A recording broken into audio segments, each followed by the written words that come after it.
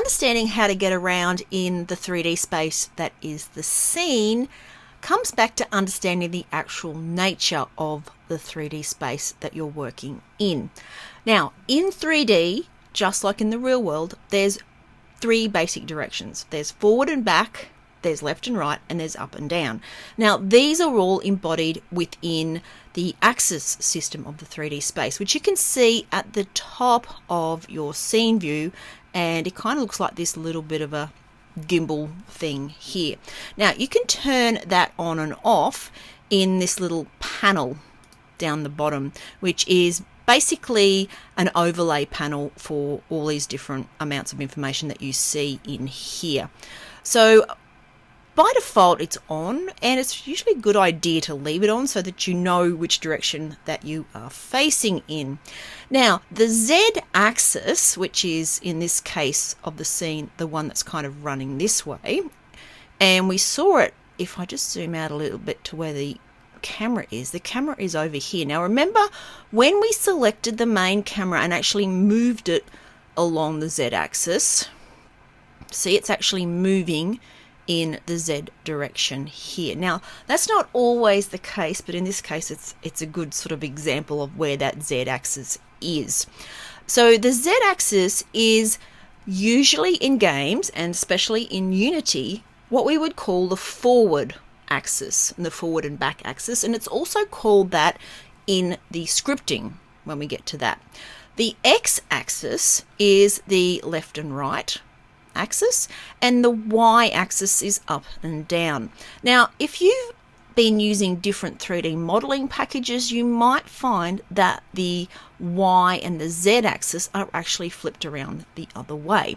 So in Unity, when you move something along the Z axis, then it actually goes forward and backwards along a horizontal. And in this particular setup, it would move it toward and away from the camera.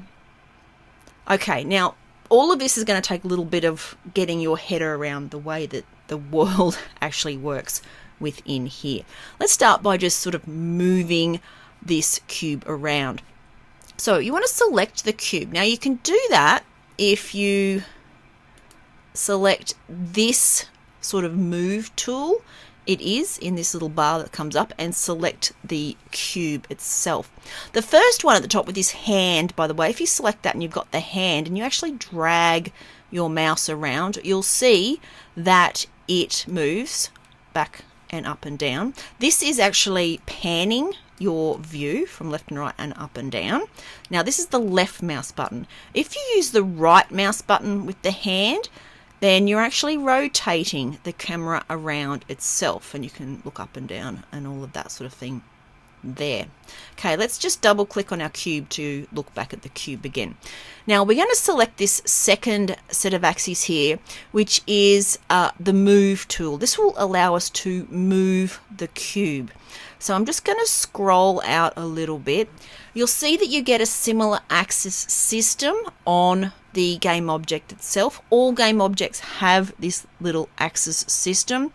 In this particular case, this axis system is aligned with this axis system of the actual world. So the world's Z-axis is running in the same direction as the cube's Z-axis. The same for the X and the Y. Now, if we grab hold of the Z-axis in this case and drag it, you can actually move the cube. You'll see as it gets close to that main camera and further away, it changes where it is over here in the game. Also, as you do it, watch what happens to the cube's Z position value just over here. You'll see that it changes because it's changing its Z location in the world, which is where it sits along this axis that runs in that direction. The same thing is going to occur if you use the red axis, which is your X axis, like that, and the Y axis here. Okay, you can move it. All the while looking over to the transform, you'll see that it actually changes the location in the world of where it is situated. Now, the very center of the world is called the origin, and it's 0, 0, 0. So if you want to know where that is, you could set your cube to 0, 0, 0. Over in your transform, you just put 0, 0, 0, you'll see that that is actually 0, 0, 0 of the world. All right, so that is how to actually move something around with the axes. We can also rotate the object. Now, if you select the object and hit the E key, or you can select the little rotate icon up here in this little menu, you'll get a similar kind of set of gizmos that you can drag to rotate the object. If you want to rotate the object around its x-axis, you can grab the red one. If you want to rotate it around its up axis, you can rotate it using the green, and then you've got the blue to rotate it around its z-axis as well. Okay, at this point, I just want to zoom in a little closer. We're going to go back to the Move tool. Now that you've rotated that cube, you'll notice that the axes here, like the blue axis, is facing in this direction. The world z-axis is facing in that direction. If you move this cube using its z-axis like this, it will move it how you think it's going to, along its z-axis. But if you have a look over in the transform as you move it, notice that all of the values are changing. The x, the y, and the z values, because this is where it is in the world, and now it's no longer only moving along the world's z-axis, it's moving along all of these axes because it has been rotated around. Now, don't worry if that's a hard concept to get your head around, because we will come back to look at that when we do look at transforms and we start to program how objects move around the world. But just be aware that that is the case. Now, in this situation, we have a local axis system on the cube itself, because this is the orientation of the cube. If you want to still move the cube using the world axis, you can select from the top of the scene this little drop down here which goes local or global. Now if we set that to global, notice what happens to the axis system. It switches back to be perfectly aligned with the world, so that now if we drag this axis here, you'll notice over in the transform that only the z axis value position will actually change. It's because you're moving it in the world. Let's go ahead and add a few more objects into the scene. So from the menu, just go Game Object, 3D Object, and just add a few other things. So Sphere, now they will always pop to the origin when you're creating them right now. So just sort of drag them by the axes that appear with them so that you have them around the scene. So let's go and add in let's put a ground plane in. I might just move that down so you can actually see the shadows on there, and we'll just add one more. Let's add in, say, a cylinder and bring that over there. Now you've got this scene set up and you want to move around in this scene, and you want to move around in the scene view. You don't want to upset the game view at all because you're in a designer mode over here. So you know that you can scroll, which will allow you to move forward and back. You can use the right mouse down to drag around, and if you were to drag like over here and then scroll, you could actually move around sort of clumsily around your scene like that, which is not necessarily the best way. Now if you want to pan, remember you've got the hand symbol up here. If you were not in that particular symbol, let's say that you were editing this particular cylinder here, and you then wanted to go to pan, of course you can click on the hand up here, or if you like, hit the Q key, which will bring that hand up and allow you to then do this and actually move the whole scene around. And then you can also put that with the right mouse button drag and your scroll to move like that, which is very, very handy. Not a pun. Now, what if I wanted to sort of look around this cylinder. My right mouse button allows me to sort of turn on the spot with the camera in the scene, but I'd like to orbit this. So what you can do is you can actually, with that object selected as it is, because you can see that it's got this little orange outline, and if you hit the W key, it will bring the axes up for it. With that selected, if you hit the F key, it will focus on it. Now, if you hold down the Alt or the Option button and drag the left mouse, look what you can do. You can actually look around a single game object, which is extremely useful.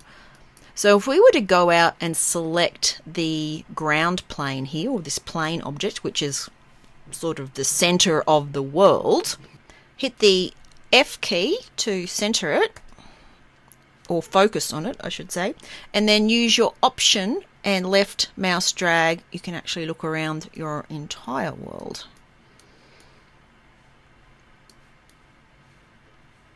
So it's very important to remember you're not moving these objects, you're just changing how you're looking in the world.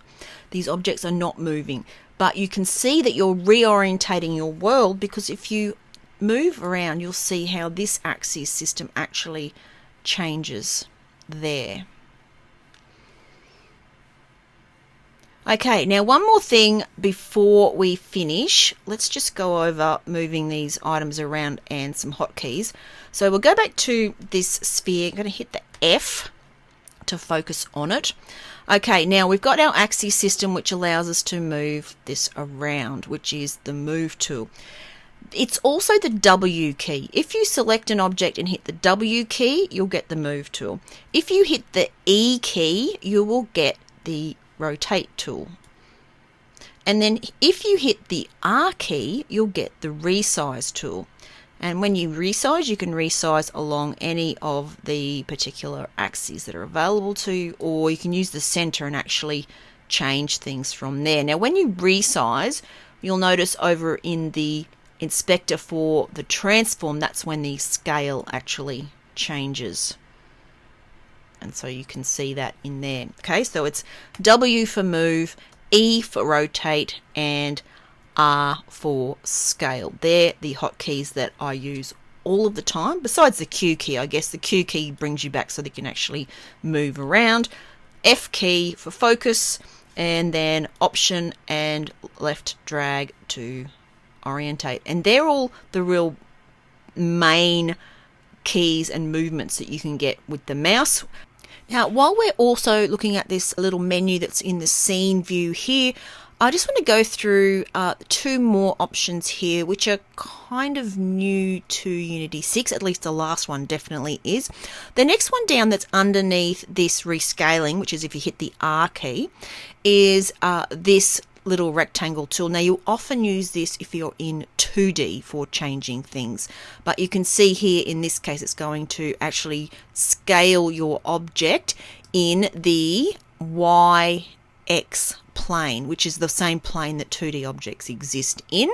So for 3D objects, if you only want to do it in this particular plane, then I guess it's useful, otherwise not particularly. Now, that would be the T key. So R is for scale, and then the next one along the top of your keyboard, which is T, will take you to this one. If you hit Y, you'll get to the transform tool, which is this last one down the bottom here. And what it does is allows you to basically transform this object in all directions. So you can actually move it, you can scale it in the middle, move it along the dimensions here, and rotate it around any particular axis. Now, this is sort of a combination of these middle three that are up here, which is your move, rotate, out, and scale. Once you sort of figure all that out, 3D Space becomes much easier to navigate around. But don't worry if you don't get the hang of it straight away. I've had students who take quite a few weeks to get used to moving objects in the virtual 3D space. You will get it and you'll become an absolute pro.